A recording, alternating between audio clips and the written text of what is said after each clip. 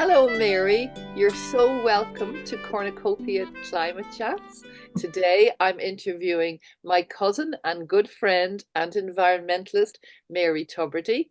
And I'm so happy to have Mary here for one of the first of our climate chats in Cornucopia. So I hope you all enjoy listening today. Mary is a long-time environmentalist, and I'm going to ask her, you first, Mary, about how you all got into all this area, which has become so important.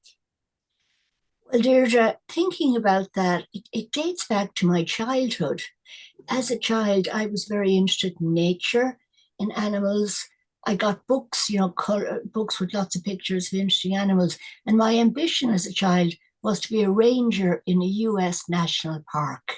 Oh, Go wow. somewhere exotic and have a really interesting experience in a national park. Not very practical aspiration for someone from Tipperary town, but it reflected as I just nature and wild animals and plants really interested me. And my mother was a gardener, so I used to help her quite a lot with plants and being outdoors. Both of my parents were actually from the country. So while we lived in a town, they had a great grow of the countryside. So we were always brought out to the country on holidays spent outside in the country. So I think that's where the interest in the natural environment came from. No doubt Yeah. about it. And what decade are we talking about? Are we talking about the We're talking about the 50s, 60s. 50s and Uh, 60s? 50s and 60s. And then when I went to college, I studied science and graduated to specializing in botany because a lecturer at that time was very active at Antashka. And he gave us lectures about pollution and environmental management and stuff. And he was in the botany department. And I said, okay, that's where I want to go. I want to go into that department and kind of be a bit more practical, and analyze. Wonderful. Which university was that, Mary? That was Trinity College Dublin. Oh, yes, very good. Very good. And what year did you graduate? 1976. Oh, and me a year after me, 1975. So it was a time when, yes, they were very forward thinking then and thinking about the environment then, because it was certainly a few more years before that hit me as being center stage, which it certainly is now. So from the botany, then you specialized in botany. Well, especially in botany. And when I finished the botany degree, Deirdre, I didn't want to be an academic. You know, a lot of people wanted to be lecturers and academics. I wanted to be practical. I wanted to kind of improve things. But I got an opportunity to do a PhD on mine waste revegetation in my home county of Tipperary. So I did a PhD in that, okay, which was Mine, an academic mine qualification. waste revegetation. Vegetation. Yeah, there were, Ireland was starting to have these large mines, underground mines, and open cast mines. Our regulations were totally inadequate. But this company in Tipperary, which was an American company, knew that they had to invest, in good environmental management controls. So I So was they, a mining company leading the yes, way then with yes, it their was standards. Interesting. exactly. Yes, exactly. So they got onto Trinity College and said, do they have a student, who might be interested in working on this project? So that's how I got to do a PhD in mine Really waste. interesting. So basically, as the ground is mined, it Yes, destroys a lot of vegetation, and the mining company was aware that it had to be involved in putting back some form of vegetation well, instead. yes, yes, it was a bit more complicated than that.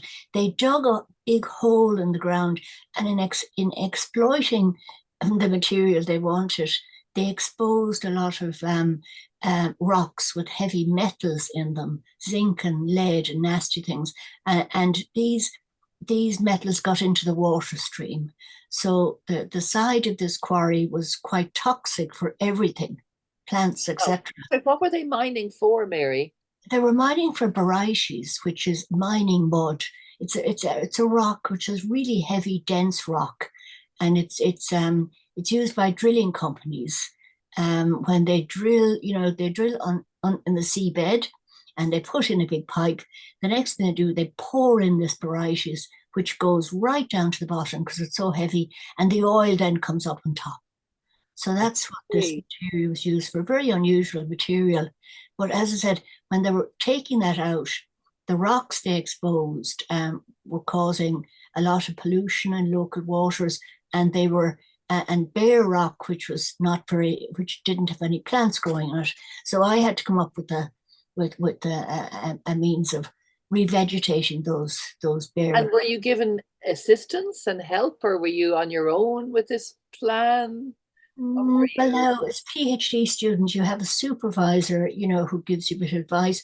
But I mean, you look at all the literature, you look at what people did before you, and you realize, okay, you've got to fix the pH of the soil, you've got to provide some nutrients for plants. And I experimented with all sorts of things, including sewerage sludge, which I took from a nearby sewage treatment plant. And I went out in my car, yes, and got buckets of that stuff, and then hauled it up the slopes of the yourself physically. Yes, myself physically. Fantastic. You really were working in a non-theoretical, in a very practical. And today, so many years later, how is that area of the country given the work that you did back then? Did it recover? I think it has recovered.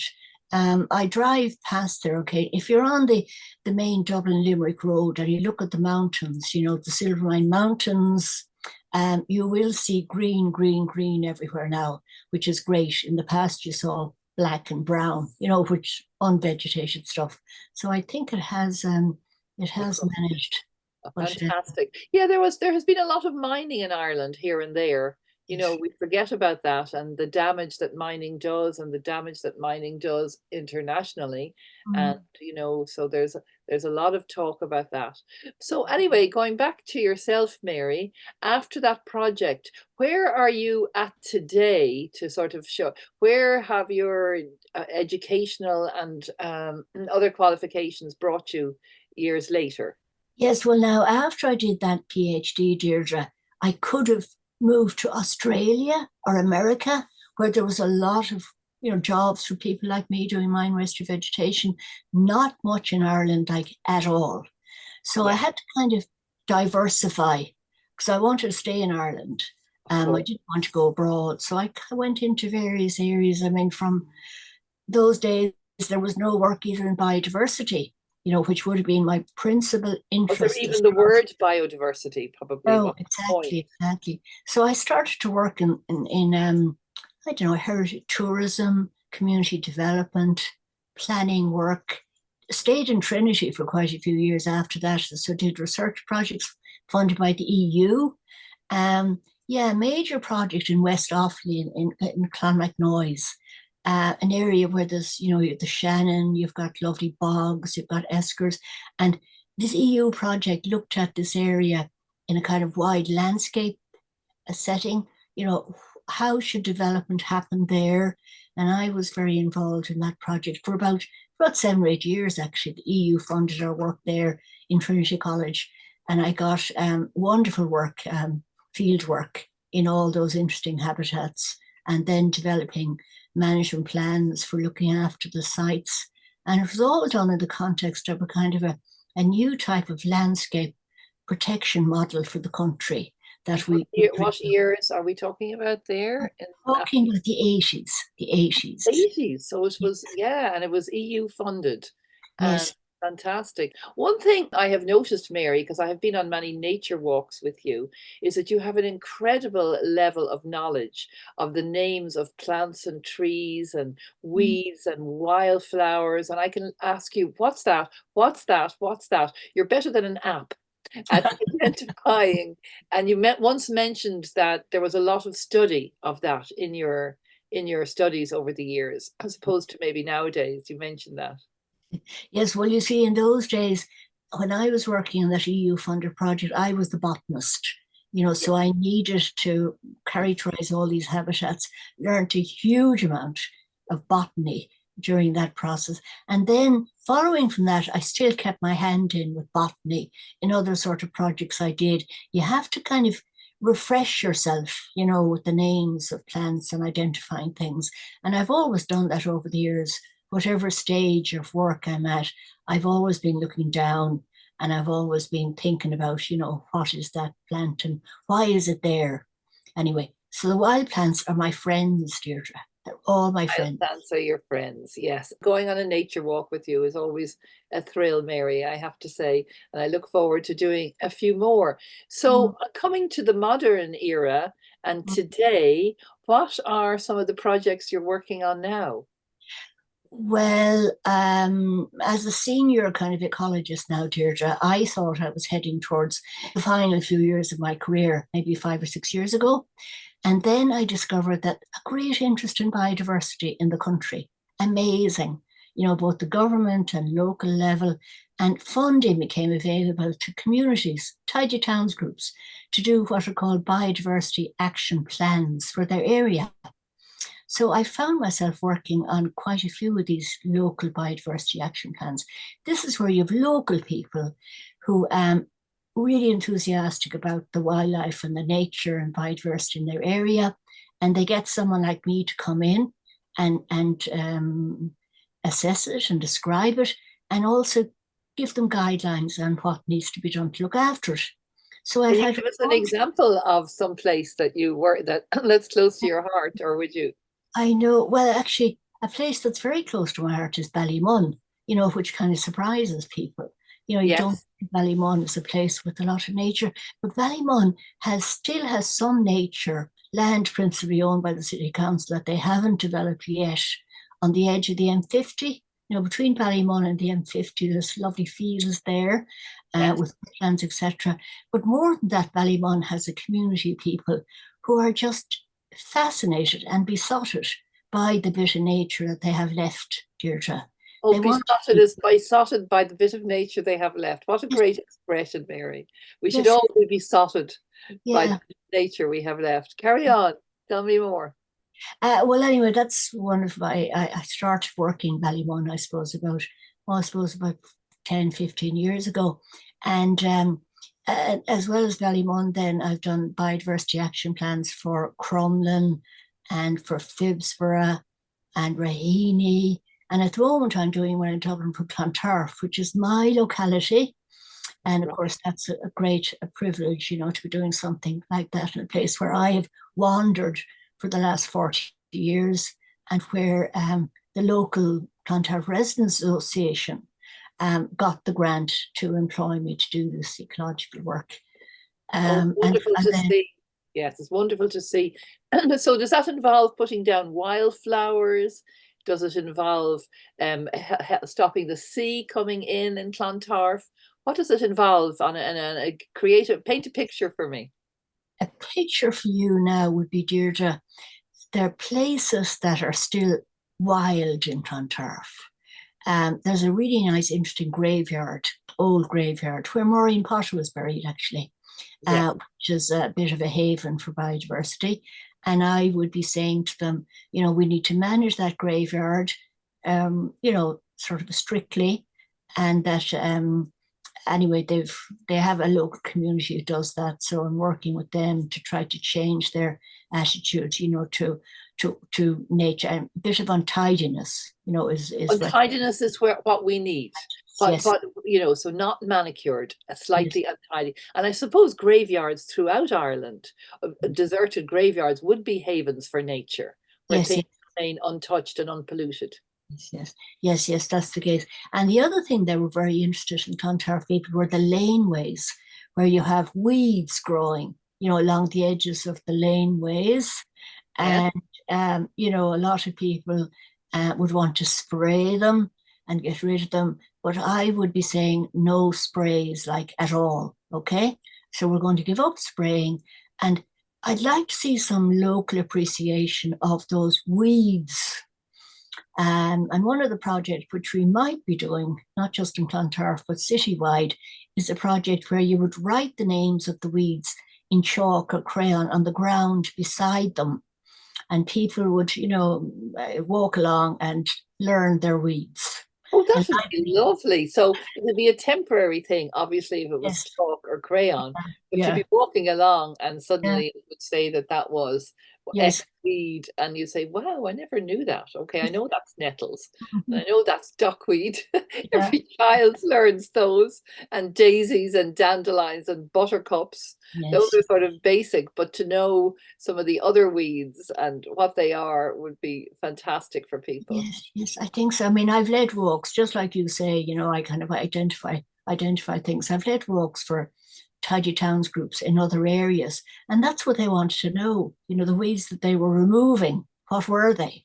So I And was able to yeah. tell them. And do you ever go into the medicinal qualities or the nutritional qualities of weeds? No, I wouldn't be good on that, Deirdre. That'd Yeah, be another sort of skill yeah. at There is forage. a lot of foraging that's Yes, done and all of yeah. that. That's definitely something Mm, we need to talk about. yeah. So at one time you were telling me about a lovely project. I thought it was really interesting that was taking place in Stoneybatter to do with rainwater. Could you Yes. tell us a little bit about that? Okay, well, that was a project for the Dublin City Council. They have an objective to improve, let's say, the greening status of the land in the city between the canals. The really built up kind of hard areas with very hard surfaces. So they kind of put a boundary around Stoneybatter and commissioned what they call a Stoneybatter greening strategy. And that I was the ecologist on that project. And it was a wonderful job. We had landscape architects and planners, etc., and kind of community facilitation consultants working on the project as well. So it was a matter of surveying every single inch of Stoneybatter and finding out where there was any nature left, okay, and then mapping that. And Yeah, then working with kind of the planning people to come up with ideas for putting nature back in, planting particularly. Okay, and we'd workshops about this. All the community came in. We actually had a radio program about it while the community came in, and children contributed to the discussion too, because they wanted more play spaces instead of streets and no parks, play spaces. So we had a lot of kind of unusual ideas actually came out of that process. For example, in Stoneybatter, people had parking spaces outside their houses because they didn't have room for garages. yeah. And some of the people in those streets offered to give up their parking spaces so that they could become little parklets. The City Council really ran with that idea. And then we looked at water is a major problem, you Sorry, see. what would go in a parklet? Well, in a parklet, you could get trees and you could get shrubs and you could get herbs. You could get all the things that you could normally get in a bigger space, except as a small space. And of So course, basically, in a everything. parking space of a car, you take up the tar macadam, Yes, you put soil down, and you yeah, plant. yes, yes, yes. And would they ever do planter boxes in those spaces? They did, but planter boxes now would be less useful kind of measure because you're not getting the water into the soil, Deirdre. You're only getting the water into a box, and it's kind of a temporary thing. So maybe you could have planters for a year or 2 years, but the long-term solutions, I'm afraid, dig up the hard surface, dig up the concrete or the tar macadam, and allow the plants into the subsoil. That way you see you're dealing with the flooding risk as well as improving biodiversity. So, explain to me. I was under the impression that the flooding risk was being dealt with through planter boxes.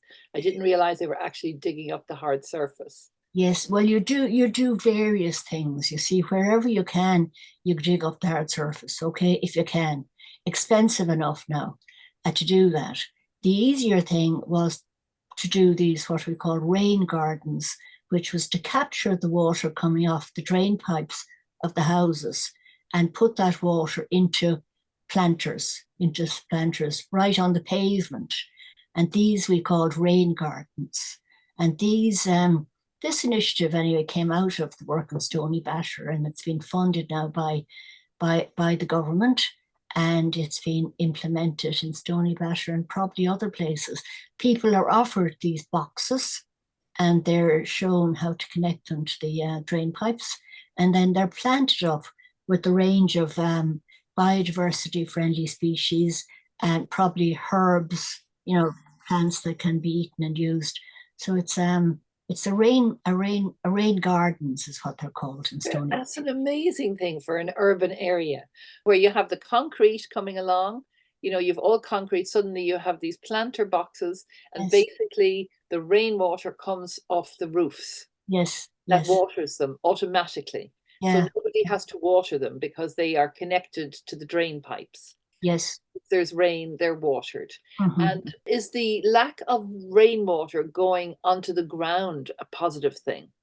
Well, Does it it is, of help with course. flooding or potential Uh, flooding? Yes, yes, it is, of course, because all that rainwater flowing in the ground, it just flows down to the liffey. You know what I mean? It just keeps going on the hard surface. If it hasn't any way of getting into the soil, into the groundwater, it's just growing on flowing down. And All the and time. yeah, problems. And we're going to have more, big rainfall events. We're going to have to deal with, you know, So the um, more planter boxes or yes, dug up areas that can absorb exactly. this water, the better. So re-greening our environment is so Yeah, important for flooding, because the yeah, flooding that will come is not just from the sea, but mm, from the rain. yes, yes. Yes, and where there's nothing but parking spaces on streets, there's a Mm, lot more, and in gardens, and as people give up their gardens to park their cars and mm, give up mm, the soil and the earth, there's a yeah, greater flooding from yes, rain. So yes. our flooding, as I say, is yes, not just from rising sea levels, but from the rainwater having no place to be absorbed. Mhm, Yeah, mhm. fantastic. And it's wonderful that there's so much funding from it. Yeah, that's Stoneybatter. So that's something that could be put in every town in Ireland or every street in Ireland. Mhm. Planter boxes connected to drain pipes. Yes, yeah, yeah. It's It could. I think it might be an initiative. It's kind of supported by this group called LawPro, Local Authority Water Protection Officers, that are on all the local authorities now. And their job is to kind of help deal with water quality, work with communities who want to look after their little water courses, their streams, and learn about them through doing survey work. And then they could fund initiatives if your communities came up with suggestions such as the rain gardens, and this group Law Pro could fund them. and how do you spell it? Law Pro. Law Pro, local authority water protection officers, LAWPRO, Law Pro.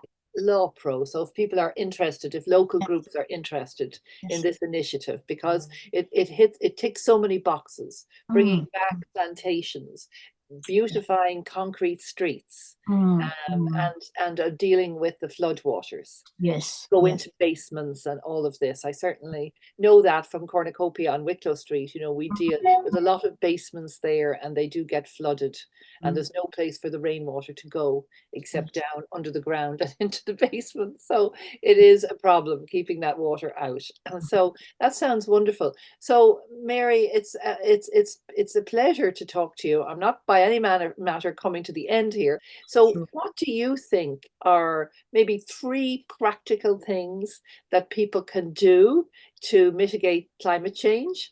And from your thinking about this and observing and Mm. your many years of being involvement, what would you say for our listeners? Yeah, well, as I'm into the biodiversity and the landscaping, Deirdre, I would love people to grow biodiversity friendly trees and shrubs and herbs in their gardens. Okay. Yeah. You'll get a list from the All Ireland Pollinator Plan. That's an excellent resource. So I want people to start growing things for nature. Um, I think it'd be great if people knew a bit more about nature. So join some organization, Birdwatch Ireland or some, local naturalist field club, and start going out and learning about some of those features, and even actually get some apps. There's a brilliant app which you can use to identify bird song. So if you've got a smartphone, and almost anyone has a smartphone, you download an app called BirdNet or Merlin. And when you're out and about and you're tuned into a bird singing in your ear, you simply just click on the app and it will identify the bird for you. Okay. And So then, engender a love of nature. That's what you're saying by putting nature-loving plants in your gardens and becoming involved in something that gets you closer to nature, which yes. is very good for all of our heads. Yeah. Okay, anything else, Mary? Anything else? Well, of course, if you're in a house, I mean, the obvious thing to do is try to put in solar, try to not use fossil fuel, as your heating source. Make sure you have very good insulation, so you're maximizing the value, what energy you're using, minimizing water use. There's a lot of kind of basic things that you can use to minimize your impact on the environment, lessen your impact on the environment. Give up the driving, take to walking, cycling, using your own pedal power. Um, Pedal that's power. It's a great thing. Yeah, you're a great cyclist yourself. You mm, cycle everywhere, haven't you, Mary, for yeah. years and years? Yes. Is it getting safer to cycle with all the cycle Um, paths? yes, it is principally, Deirdre, because there are more cyclists. It's just brilliant now to see a lot of cyclists, because with a lot of cyclists, the cars are much more aware of cyclists. They have to keep a certain distance from them, and you feel that you're part of a community again. For years and years, there were very few cyclists. Yes. Um, back in the 70s and the 80s when I was cycling out to Trinity, it's unusual for people to cycle. Now the place is chock a block with bicycles, which is great. That's fantastic. That's really good. That's really, really good. Well, I mean, we talked about urban areas, but one of my favorite projects at the moment is back in Tipperary, near where I'm from, in a place called the Glen of Aherlow, where my father was actually born. Beautiful. And working in a project with the community there, which involves me, doing field work and bringing people out there. And during that process, I'll be actually bringing the local community up to the farm where my father was born, and where there's a mountain behind this farm. And this mountain is the only unforested place in the whole of that upland area. My father Unforested. Unforested. unforested. Everyone else sold out their lands to the forestry company, to Quilta, and got conifers.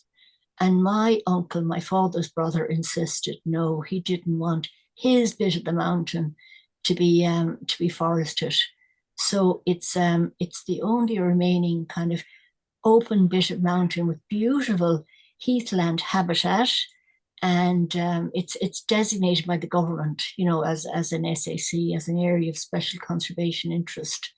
This And mountain, this mountain, this particular bit of the mountain, because okay, it wasn't put in conifers. exactly, So exactly, nature, the original nature survived. there still survives. So anyway, doing this biodiversity action plan in the Glen of Aherlow, I'll be bringing a group up to that mountain next week. The local people will be. I go up there because I was involved in writing reports and making recommendations about it, etc. So I'll be bringing people up to that mountain and showing them, just what's special about it, what's special about the nature. That's going to be great, great fun. Oh, that's wonderful, Mary. Thank you so much. By the way, just on another thing I want to ask you, are there any documentaries or books or anything of that nature that you love, that you have found inspiring? Mm, I was thinking about that, Deirdre. Um, I suppose I thought that documentary Birdsong on the television recently, the man who wants to record birdsong for every single bird in Ireland, that really lifted my heart. I thought that was wonderful. Um, Sean O'Neill, he's just recently kind of, come to the public attention, but he's enthusiast. He's happy out and about recording the birds with equipment. He's got a partner who helps him, and then they turned it into a wonderful documentary. So I think everyone should see that documentary, Bird Song. It's an RTE Another documentary. great expression, happy out and about, Mary. I think that would be a great name for your upcoming TV show. Mm, Happy out and about, because that's what we need. There's a lot mm, of doom and gloom about climate change, but if we just turn it into a happy out and about and happy in our gardens and happy out in nature, I think mm. that people will become a lot more motivated. than maybe being Yeah. in fear of Yeah. change. Mm. So okay, that's a lovely documentary or a person to recommend. What about your favorite animal or insect? I wanted to ask you Mm. that too. No, that's kind of tricky, Deirdre, because depending on what habitat I'm studying, time of the year, I have a different eye for different insects. Um, Insects, at the moment, I'm a bit into bees, okay? Bees, yes, Because yes. Tell actually me.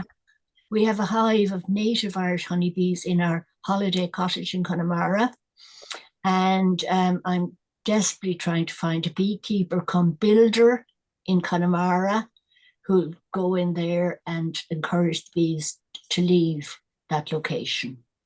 And we want to do some work on the cottage involving kind of the attic space in this particular part of the cottage. And we're not going to find any builder to do that work until the bees go. So I've become, Bees are in your attic, are they? yes, yes, they are happily in our attic for the last few years. So I've learned quite a lot about the ecology of bees, which of course is fascinating. I do not want to kill these bees. That's the No. last thing I want to do. I just want to find another home for these bees. So is there somebody that can come and take them and put them into a proper space for them? Yes, I'm hoping so. I'm working on it. I'm Okay, working on you're it. putting the word out. Yes, And they're fingers crossed native now. Irish bees. And do native Nature. bees, forgive my ignorance, live in hives or do they always just live in trees or some other location? No, there's actually loads of different species of bees. There aren't that many kind of honey making bees, but we have this native Irish honeybee that lives in hives and makes honey. And that's the bee that we had for hundreds of years, Deirdre, as going back to the time of the monks, when they had kept bees. That's Yeah. the native Irish bee. But in the last, I don't know, decades, people have been importing bees from other countries, that they feel are more productive or, I don't know, bigger or something than ordinary bees. So I'm afraid our native Irish bee stock has been diluted now by imported bees.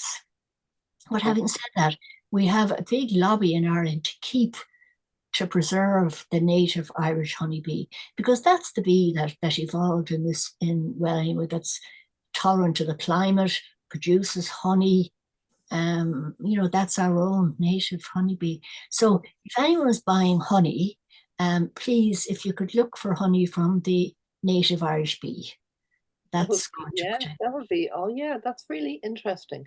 Okay, so that's so at the moment, the native Irish bee has your focus. And Yes. then in terms of wild animals, Wild animals, I suppose I'm very fond of hares.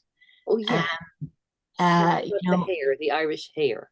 the Irish hare, Really, wasn't exactly. it years ago? It was on the threepenny bit. Yes, yes, you're looking at hares. Hares are just outdoor, totally outdoors. They don't even make burrows, hares. They just have a kind of a little shelter area where they sleep. They're outside the whole time. And then they're a great sign of kind of open space and wilderness, hares. Um, and we regularly have a hare actually in our cottage in Connemara. When we're out there, they're obviously much happier when we're not there. But even when we are there, the hare will come in and have a look around and nibble away at the grass. That's all they do. They eat grass and then they run away as quickly as possible. So they're a lovely sight. And unfortunately, they're one of the species that sort of disappear if there's intensive agriculture or if there isn't any kind of long grass for them to hide in.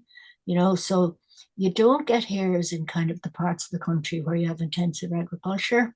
It'd be more kind of extensive land and uplands and sand dunes and areas like that. So they're a Wonderful. great indicator of Well, kind of. yeah, it's a beautiful sight to see a hare.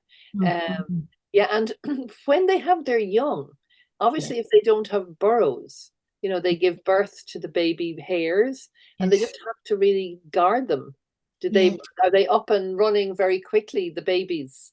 I don't know, Deirdre. They probably are actually. They probably are. I Yeah. wouldn't be an expert on their On ecology. hares, yes, on Mhm. hares. Well, again, a beautiful Irish site is our hares. Yes. Okay, great. Well, I could talk all day to you, Mary. And is there anything else you'd like to say to the people listening to this Cornucopia Climate Chat that you'd like to parting words of wisdom? Maybe we'll talk again. There's so much to say. No, no. I mean, like if as I said, try to get out there and try to pick up. And even if you only know a dandelion at this stage, say, well, at least I know a dandelion. Dandelions are very important, by the way, early in the year as a pollinator, nectar source for insects. Look after your dandelions. Anyway, but go out there and try to learn one plant at least, this year. Okay, one plant that you don't know. Find out the name of that and gradually it'll build One up. wild plant or Yeah, wildflower. yes, Wildflowers are is wildflower and weed the same thing? Is the word exactly. weed something maybe that's not very cool anymore? Well, weed, you see, weed would be, scientists would sort of think of weeds as they're opportunistic plants. Yeah. Weeds, the name weed actually was created by the chemical industry, because they wanted people to spray things. So they made up that word weed. In technical parlance, we don't use that word weed. They're all native plants, and they're really important for other forms of life because they've been around there much longer than us. Okay, we've only been around for the last million years. Remember, that's very short time. We're talking about hundreds of millions of years for the rest of nature and Okay. wildlife. So to use the word weed, it's better to use a native plant, Yes, the word weed. Okay, so we won't be plantist and use that word. It'll be a new, yeah, language is so important in how we regard people. mm-hmm. Yes, absolutely. Or plants or animals. Yeah. Okay. Thank you so much, Mary. It's been Okay, absolutely a pleasure to talk sure. to you. And I look forward to talking to you again and having more chats. Thank Okay. you.